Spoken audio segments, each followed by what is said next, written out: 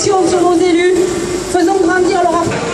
Chers amis, je m'exprime au nom de l'Union départementale des syndicats Force ouvrière de Vaucluse. Je tiens tout d'abord à vous remercier pour avoir su vous mobiliser pour clamer votre opposition à l'accord national interprofessionnel du 11 janvier 2013. Accord intitulé, je cite, « Pour un nouveau modèle économique et social au service de la compétitivité des entreprises et de la sécurisation de l'emploi et des parcours professionnels des salariés. » Excusez du peu. Accord que j'appellerai accord MEDEF-TT. Et que FO, tout comme la CGT, ont refusé légitimement de signer. Pourquoi? Parce qu'avec cet accord, de fait, le patronat sort vainqueur avec la complicité des dirigeants de la CFDT. Il nous a été vendu comme porteur de nouveaux droits, équilibrés, et preuve de la volonté du gouvernement d'installer une nouvelle démocratie sociale. Mais de quel nouveau droit s'agit-il? Celui de l'article 1, relatif à une complémentaire santé obligatoire pour tous, avec un panier de soins inférieur à celui de la CMU, et qui dans sa rédaction n'assurait en rien une généralisation. Celui d'un compte personnel de formation déjà existant, renvoyé à des négociations ultérieures, ou celui de droit rechargeable à l'assurance chômage, sans aucune garantie que l'UNEDIC soit en mesure de dégager les fonds nécessaires. On nous le vend aussi comme un accord équilibré.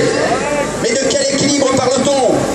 Celui d'une pseudo-sécurisation hypothétique, renvoyée à des négociations ultérieures, contre une flexibilité immédiate, sécurisante pour l'employeur et facilitant les licenciements au moindre coût, au travers d'accords majoritaires destructeurs de droits pour les salariés. Avec cet accord, c'est le chantage à l'emploi. Et vous l'aurez compris, c'est une balance bien faussée que l'on nous vend, avec tout pour les employeurs et rien pour les salariés. Balance faussée par le poids que fait poser la Troïka, Commission européenne, BCE, FMI, sur les gouvernements dans une logique d'austérité, faisant du coût du travail la variable d'ajustement de la compétitivité des entreprises. Avec cet accord, la flexibilité c'est maintenant, les nouveaux droits c'est pour demain peut-être. La flexibilité c'est pour les salariés, la sécurisation c'est pour les patrons. On nous parle de démocratie sociale, mais de quelle démocratie s'agit-il? Celle faisant des organisations syndicales des co-gestionnaires d'une crise dont les salariés ne sont pas responsables?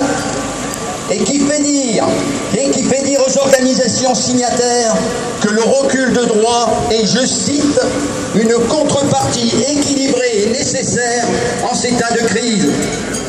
Mais c'est le code du travail qu'on assassine, camarades.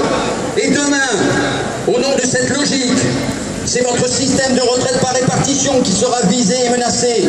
C'est le statut des fonctionnaires qui sera attaqué.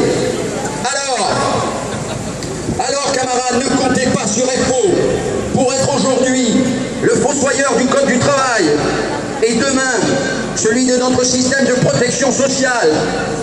Voilà pourquoi FO n'a pas signé cet accord et continue à s'y opposer avec la plus grande fermeté, car le dossier n'est pas clos.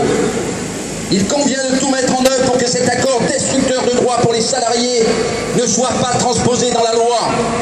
Que chacun assume ses responsabilités en décidant de transposer dans la loi le contenu d'un accord rejeté par FO et CGT.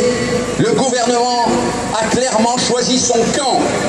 Il appartient désormais aux députés et aux sénateurs de la majorité de dire s'ils confirment ce choix, mettant gravement en cause les droits des salariés, ou si la représentation nationale est en mesure d'imposer une autre orientation, celle qui s'exprime ici, dans les manifestations et qui se déroule dans tout le pays. Aujourd'hui, il convient de réclamer sans ambiguïté le retrait du projet de loi, rendu public le 18 février, et qui reprend globalement les termes de cet accord. Pour FO, c'est non à l'accord national interprofessionnel du 11 janvier et retrait du